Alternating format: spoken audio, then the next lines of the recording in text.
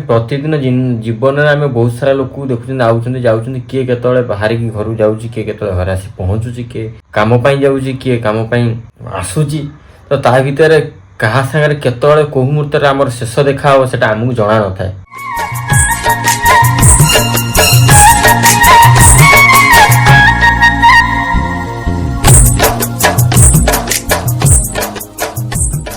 प्रतिदिन जीवन में आम बहुत सारा लोक देखुं आउट जाऊँ किए के बाहर की घर जाऊँगी किए के घर आसी पहुँचुची किए कम जाऊँगी किए कम आसूची तो ता भितर क्या सागर केतले कौ मुहूर्त आम शेष देखा हे से आमको जना न था। तो आज कथा एमती किसी अच्छी तो यू कथा आगू आम कथा तो फास्ट अफ ऑल भाई मैंने भिडियोटा को आम ब्लॉग टाक यूट्यूब स्टार्ट करदे जमीक आम स्टार्ट करें। जय जगन्नाथ जय मां सारा जय बाबा गुरुनाथ। आज ब्लॉग को आपण पुणी थोड़ा स्वागत जनाऊँ आप भाई unique Manoj welcome back to आज नुआ वीडियो को ठीक अच्छे। तो लेट्स स्टार्ट टुडे ब्लॉग्स बर्तमान ब्लॉग टाक यूट्यूब स्टार्ट करिए। तो जमती इंट्रोडक्शन आप जानले इंट्रो कहली जे केते लोक आउचंदी जाउचंदी कौन कर ठीक ना केतले कौ लोकटा सागर आम शेष देखा केतले लास्ट देखा आमको भी जना ना। तो आज यही जिनसटा यही कथाटा यही कहूँ जे तार कारण गोटे मु आज रियलाइज कली जे गोटे जिनसटा मुझे देखिली रियलाइज कली से जिनसटा कौन कौन से इंसिडेंट थी आगू जनइबी। तो आपण मैंने केबे भाभी जो लोकटा को आम अधघंटे कि जस्ट गोटे मिनिट आगुरी कि गोटे सेकेंड आगुरी देखिले से बर्तमान आम समाज कि आम गहन मझे ना कि गहन ना एमती इनसीडेंट आपण मान सागर केबे हेची कि नहीं से कमेंट माध्यम जड़े मो सहित सेमती किसी इनसीडेंट न हेले भी किंतु मो माइंड हठात से कथाटा आसी से कथा सेयार करुँच। तो दैनंदिन जीवन भितर आम बहुत जगह जाती बहुत जगह बाय रूट होगा बाय ट्रेन बाय कौन बाइक बाय कार सब आड़े जी जो भाया पाइला गला किए सैकेल गला। तो एमती किसी आमर नीतिदिनिया कम बाहर जाऊँ ऑफिस जाऊँ कम को जाऊँ इंडस्ट्री जाऊँ कंपनी जाऊँ फैक्ट्री जाऊँ दुकान जाऊँ मार्केट जाऊँ कि कुआड़े कुआड़े जाऊँ तो ठीक ठिकाना जो जहाँ कम पाइला आम जाऊँ समस्ते निज निज कर्म व्यस्त अच्छा। ता भितर बाटर जाऊा बहुत लोक आम देखुं बहुत लोक आउचंदी जाऊँ चिन्ही था कि अचिन्हा था मैटर कैनि केवे भितर गोटे लोक सपोज तुम जाऊँ देखिल कि गोटे सेकेंड पर किसी समय पर अधघंटा 15 मिनट पर न्यूज पाइले कि लोकटी चलीगला सेटा केते जोर शॉक लगे आपको एटा हूँ बहुत बड़ा भाइटाल कथा। यहाँ कहीं कौन कथा से आगू मुझे कहबी ए कथा टपिकटा कहीं मुझे उठेली जो से लोकटा जान जे चलीगला बोली जहाँ को आप किसी समय आगुरी देखी सी किसी समय पर से लोकटे किसी समय पर आप खबर पाँच कि न्यूज पाँच कि फटोस पाँच जे से लोकटा गाड़ी एक्सीडेंट चलीगला कि रोड एक्सीडेंट चलीगला कि कौन से अकस्मात दैविक दुर्घटनार शिकार हो गला। तो सेटा आपण मानू केमिति लागुची शुणुथुवे जे देखुथुवे ताकू केमिति लागुथुवे से भी तो कहार रिलेट माने कहार निजर होइथिवे कार बापा माँ भाई भौणी मौसा माउसी मामू किछि भी होइथिवे जेमति आमर अछन आजिर दिन सेमती किछि घटना घटिछि से कथाटा आगुरी किछि कथा कहवा मोर निहाती आवश्यक थिला। आज गोटे जिनस मु देखिली से जिनसटा कोन सकाळु उठिली देखिली माने मु खबर पाइली तो परे सेटा को देखिली तो सकाल उठिली खबर पाइली आम सेपटे मो तो कालकाटा बर्तमान मामूर आड़े मेन रोड आम कटक पारदीप रोड रे सकाल सकाल भोर केतटा इनसीडेंट होती जना ना क्या किंतु विभत्स इनसीडेंट देखिले आप मुंड बुलेब। तो एमती किसी घटना तो घटनाटा होती कौन ना गोटे लोक आम कटक पारदीप रोड पंकपा जानी पंकपाल गोटे कॉलेज अच्छी गवर्नमेंट कॉलेज छोट कॉलेज से कॉलेज से पिओन सी घर नाइट शिफ्ट रे घर आसते नाइट ड्यूटी से प्रतिदिन फूल तोलिकी घर को भोर भोर जाती। आज भी सेमती भोर मॉर्निंग रे कौन होती ड्यूटी आई थिंक सरी कि सरी जानी ना कि भोर भोर फूल तोड़ती मु कोना कोटी केबे देखी रास्तार फूल फूल तोड़ियार रोड साइड बहुत फूल गछ सेठी तो कॉलेज बाउंड्री भितर भी अच्छी बहुत कॉलेज फूल गछ तो से फूल तोड़ती घर को नहीं जाती।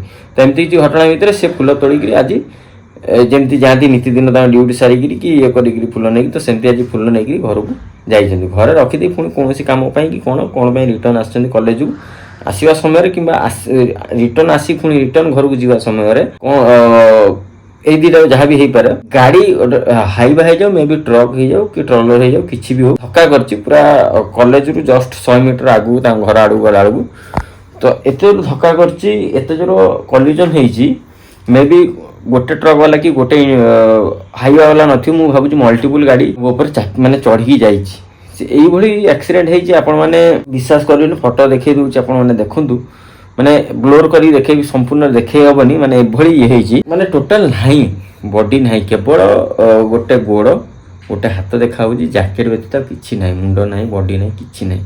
ଏଭଳି ବିଭତ୍ସ ଦୁର୍ଘଟଣା। କିନ୍ତୁ ମୁଁ ସେଇଠି ଭାବୁଛି ଗୋଟେ ଜିନିଷ ଯେ ସେ ସକାଳୁ କୌଣସି କାମରେ ଆସିଥିଲେ, ତାଙ୍କ ଘର ଲୋକ ତାଙ୍କ ଅପେକ୍ଷାରେ ଅଛନ୍ତି, ସେ ବି ଜଣଙ୍କର ବାପା, ଜଣଙ୍କର ଭାଇ, ଜଣଙ୍କର ମାମୁଁ ହେଇଥିବେ କି କାହାର ମଉସା ହେଇଥିବେ, XYZ ବହୁତ କିଛି ରିଲେସନ୍ ଗୋଟେ ମଣିଷ ସାଙ୍ଗରେ ଆମର ଥାଏ। ତ ସିଏ ବି ଥାଆନ୍ତି, ତାଙ୍କ ଘର ଲୋକ ଅପେକ୍ଷାରେ ଥିବେ ଯେ କେତେବେଳେ ସେ ଘରକୁ ଫେରିବେ।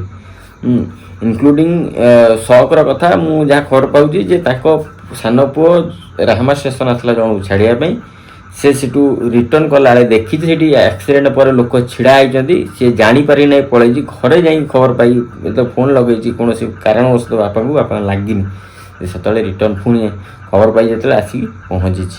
ମାନେ ଚିନ୍ତା କରନ୍ତୁ, ଏଭଳି ଆକ୍ସିଡେଣ୍ଟ ଗୋଟେ ପୁଅ ଜାଣିପାରିଲା ନାହିଁ, ମାନେ ବଡି ତ କିଛି ନାହିଁ, ଜାଣିବାର ପ୍ରଶ୍ନ ହିଁ ନାହିଁ, ମୁହଁ ତ ମୁଣ୍ଡ କିଛି ନାହିଁ, କିଛି ନାହିଁ, ପୁରା ବାଟି ଦେଇକି ପୁରା ବାଟଣ କରିଦେଇଛି ନା। ବେଲଚାର ପୋଲିସ ହେଲା ତାକୁ ଉଠେଇକିରି ସେ ଲାଶକୁ ଡେଡ୍ ବଡିକି ବା ପାର୍ଟକୁ ନେଇକିରି ଗଲେ, ମାନେ ଏଭଳି ଦୁର୍ଘଟଣା। ତ ମୁଁ ଏଠି କହିବାକୁ ଚାହୁଁଛି ସବୁ ଡ୍ରାଇଭର ଭାଇମାନଙ୍କୁ ଓଡ଼ିଶାରେ ରୋଡ଼ ସେଫ୍ଟିଟାକୁ ଧ୍ୟାନ ଦିଅନ୍ତୁ। ଗଭର୍ଣ୍ଣମେଣ୍ଟକୁ ମଧ୍ୟ କ'ଣ ନିଜ ତରଫରୁ ହାତ ଯୋଡ଼ିକି ଅନୁରୋଧ କରୁଛି, ନିୟମଟାକୁ ଆହୁରି ଷ୍ଟ୍ରିକ୍ଟ କରନ୍ତୁ।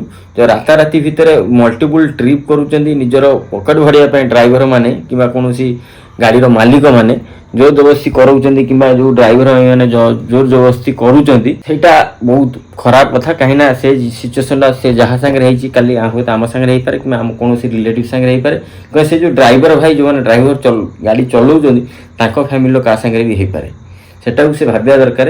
ତ ମଲ୍ଟିପୁଲ୍ ଟ୍ରିପ୍ ଚକ୍କରରେ, ଓଭର ସ୍ପିଡ଼ିଂ ଚକ୍କରରେ ତ କାହାର ଜୀବନଟାକୁ ନଷ୍ଟ କରିଦେବା, କାହାକୁ ମୃତ୍ୟୁମୁଖକୁ ଠେଲି ଦେବାଟା ଠିକ୍ ନୁହେଁ।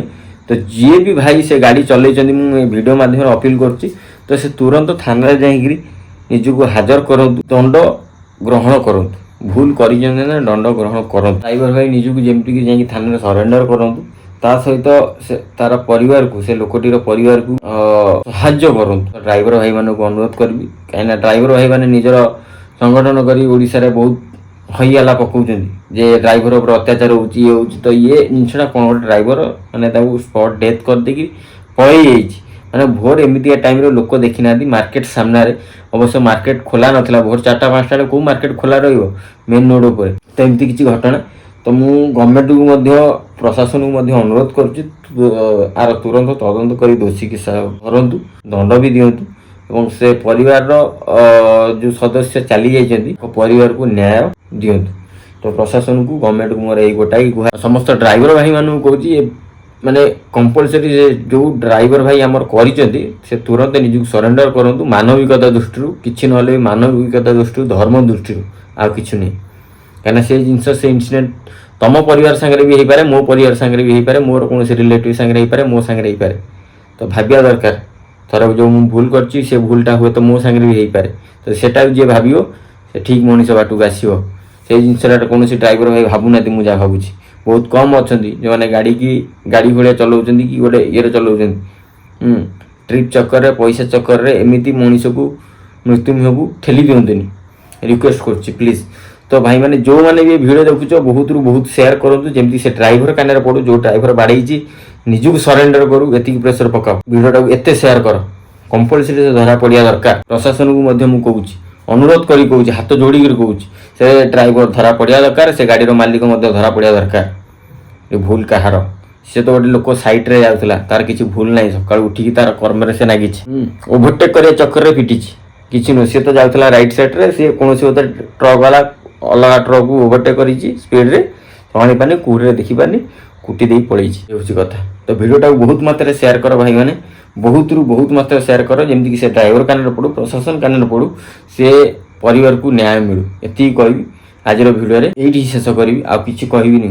ମୋ ପାଖରେ କିଛି ନାହିଁ। ହୁଏତ ସେ ଲୋକ କେଉଁଠି ନା କେଉଁଠି ମୋର ବି ରିଲେଟିଭ୍ ହେଇଥାଇପାରେ, କୌଣସି କିଛି ଇଏ ନାହିଁ। ମୁଁ ଯାହା ଶୁଣୁଛି ମୋ ମାମୁଁର ପଟୁ କାହାର ସବୁ ରିଲେଟିଭ୍ ଯେଉଁମାନେ ସବୁ ମୋର ମାମୁଁ ହୁଅନ୍ତି, ଏମିତି କିଛି ଘଟଣା। ବହୁତ ଦୁଃଖ ଲାଗୁଛି ଶୁଣିକିରି, କାହିଁକିନା କାହା ସାଙ୍ଗରେ ବି ହେଇପାରେ। ତ ଆଉ କିଛି କହିପାରିବିନି, ଭିଡ଼ିଓଟାକୁ ଏଇଠି ଶେଷ କରୁଛି। ଜୟ ଜଗନ୍ନାଥ। ଭିଡ଼ିଓଟାକୁ ବହୁତରୁ ବହୁତ ମାତ୍ରାରେ ସେୟାର କରନ୍ତୁ, ଯେମିତି ସେ ଡ୍ରାଇଭର କାନରେ ପଡ଼ୁ, ଲୋକଙ୍କ ପାଖରେ ଯାଇ ପହଞ୍ଚୁ, ପ୍ରଶାସନ ପାଖରେ ପହଞ୍ଚୁ। ଜୟ ଜଗନ୍ନାଥ।